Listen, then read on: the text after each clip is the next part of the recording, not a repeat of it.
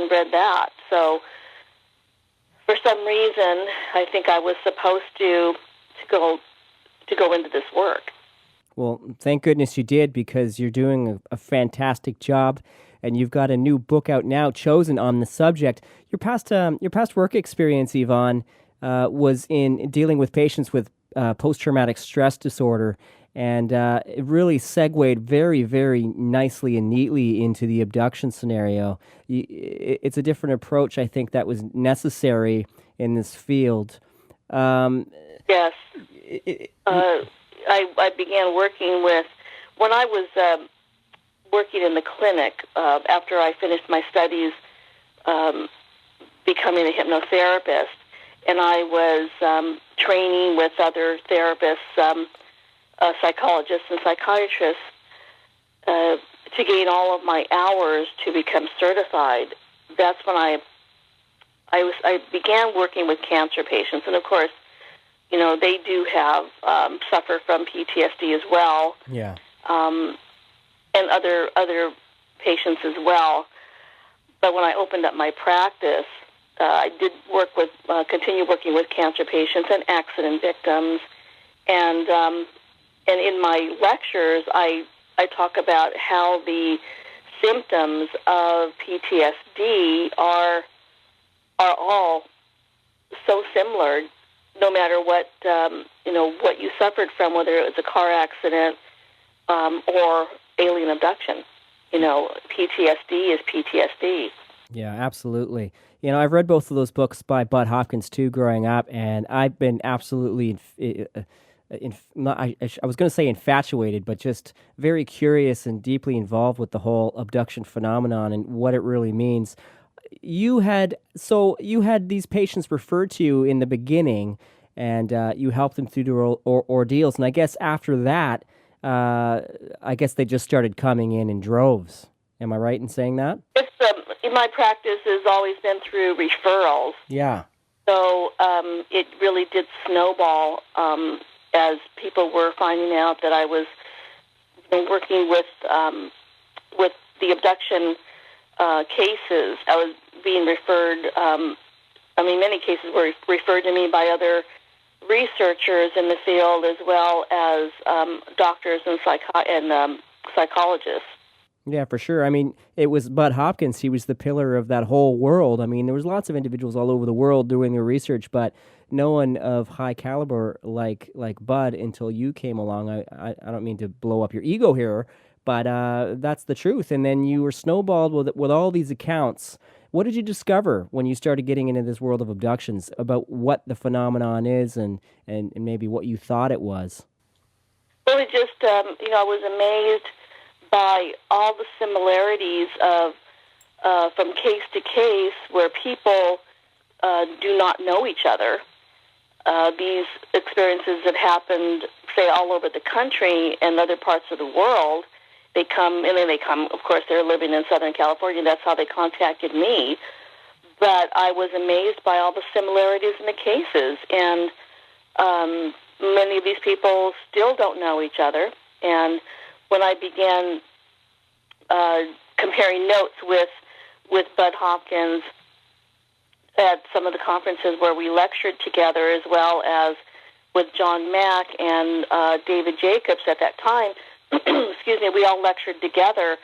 I was amazed that all of our cases matched in similarities, and so I knew that after comparing notes with them, I was on the right track. Yeah, absolutely. And you know what? A lot of these cases, these abduction cases, are labeled, as sleep paralysis or poo-pooed and swept under the rug as feats of the imagination. But we know, based on your investigation and others, that there is something bigger going on here. John Mack was a huge spokesman for the abduction phenomenon. Not so much that it, what exactly was going on with, who was doing it and why they were doing it, but the fact that it was happening across the board. There was a phenomenon taking place, and it was very crucial that people needed to start looking at this in a serious light. And it was nice to have someone of his caliber and rank come out and be a spokesman. Now, what is it exactly? What are these similarities that you've uncovered and all of you have uncovered across the board that make these unique experiences that aren't like sleep paralysis or the imagination at large? Well, it's amazing when the debunkers and the armchair researchers and critics, they describe it as sleep paralysis, and these people are dreaming, but in reality, these people are not even asleep. Yeah. Many of the cases are people driving either by themselves or many times with other people, another person or other family members in the car. They will see bright lights coming towards them or a strange object in the sky. And before they know it, they're further down the road, and an hour to 3 hours has gone by, and they don't recall what happened during those hours. Now, it isn't where it's a break in time. It's a continuous time where they continue. They feel like they've been driving, and they look at the clock, or they'll stop somewhere and they'll see a clock and they'll realize, how could it be this late? Because they thought, just a while ago it was maybe 1 o'clock in the afternoon, say, and then it's 3 or 4 o'clock. And so it's very disturbing to people. I can't even imagine losing time that way and not remembering what happened to me. So and that was in Bud's book, of course, in Missing Time, when he discovered that phenomenon where people were experiencing this. Now, the first recorded case, of course, was Betty and Barney Hill. Yeah. When they were driving back from vacation in New Hampshire, and they discovered that they had some hours missing.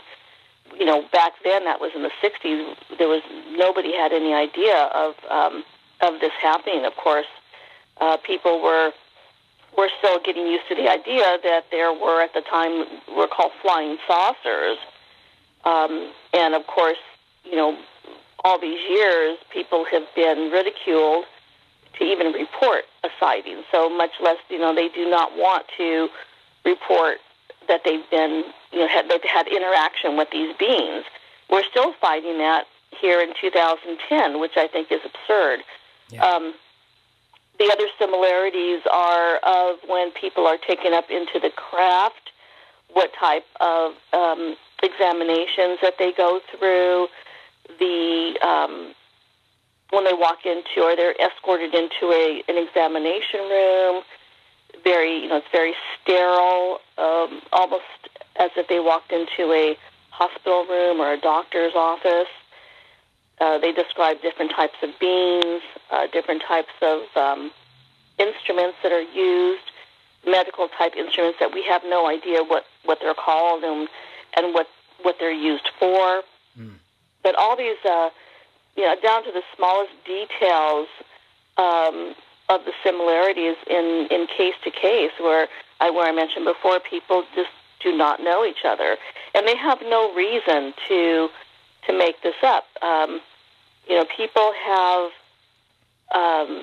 been denied employment or promotion because they've even spoken about UFOs or their sighting or their interaction with strange beings. And it really is, it really is a shame that we have to worry about that in this day and age. Commercial airline pilots won't report their sightings while they're flying because they're afraid of being grounded. Yeah. I still don't understand why this is happening. But, we have to continue working with this. We suffered a terrible loss with the death of John Mack, Dr. John Mack. Absolutely. We need more people like him, and we can't afford to lose people like Dr. John Mack. So I continue my work. I'm in the process of writing my second and third books. Great. Just to make sure the word continues to be out there, to try to keep this out of the closet, per se, and allow people to feel more comfortable coming forward. What are the release dates for your new books? Well, I'm a little behind in my second one because of, we had 2 deaths in my family, both geez. my aunt and my mom, who were sisters. Sorry about So that. I'm a little behind on that one, but I'm hoping to have my release date still May or June of 2011 for my second book. And then the third book, hopefully the year after that. So I have a lot of work ahead of me, but my second book involves a case where there were approximately 11 people abducted all on the same weekend when we were at a conference. This was some of my serial members, my support group, Close Encounter Resource Organization.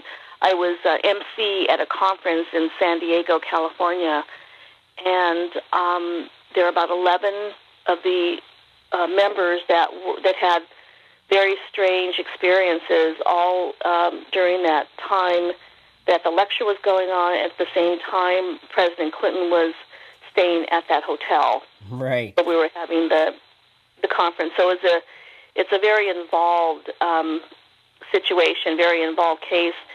And that's another phenomenon here where there are, multiple witness abduction cases. It's not just the lonely person, in the middle of a cornfield where, we get debunkers telling us, why are they always alone? Well, obviously, they've never studied cases because there are many, many cases of people being abducted together. Right. And in my first book, Chosen, I have 2 cases of people that were abducted together, and the similarities were astounding, both in their conscious memory and in what came out in hypnosis. Right. That's a fantastic story. I heard you speaking about that before. I can't wait to check out the new book. It sounds fantastic. The current book out there in the market right now, guys, is Chosen. You want to pick up a copy of this because it's got some amazing stories in it. Before we talk about anything more, go into anything else here, Yvonne, I just want to mention, I heard the dogs in the background there, and it reminded me that I was speaking to Alejandro Rojas earlier, and he was babysitting some chihuahuas that were going a little crazy. That reminded me of that. But I did say hello to Alejandro from you, and he sends his regards to you. Just wanted to throw that in there. Alejandro's a dear friend, and sorry about that's my corgi in the background. Even though I'm sitting in my office with the door closed, she sits right outside there, and she barks at the other dogs going by. So sorry about that. Hey, look, family is family, right? It sure is. It's very important. Okay, so what I want to get into now is some real nuts and bolts here about these abduction scenarios. It's there's much more going on behind the scene here, and you've spoke about this on a number of occasions. But I'd like my audience here in the Atlantic Canadian region, in the eastern part of Canada here, who may not be familiar with your work or the abduction field specifically, which they should be if they're tuning into this program. I want you to talk about what you think is going on here. All of these people are being abducted all over the world. They're being subjected to a battery of tests. And yet, in a lot of these cases, I don't know if it's always been happening. I know that when I spoke to Kathleen Martin a while back, she said that Barney and Betty Hill actually were conscious when they were abducted. A lot of cases, it's not like that. There is a period of missing time where their memory has been blocked. Now, I spoke to Stan Romanek, too. He said he was fully conscious and aware when his abductions took place. And I want to talk to you about Stan later, you and him doing some work together. I guess what I'm getting to here is, after the battery of tests on a lot of these occasions, there seems to be a hybridization program taking place where either ova or sperm is being taken, intermingled, or injected into the female, and then, there's a gestation period. The hybrid, for lack of a better word, there is taken back and then brought forward to the abductee later on at another date, for an interaction of some kind. What do you think is going on when you go into stories and abduction cases like this, where you hear about this quote unquote hybridization program? What's going on here, in your opinion? Several years ago, while doing my work, I don't think I could have said this. a few years ago. But with doing my work, it's coming up on 20 years in 2011.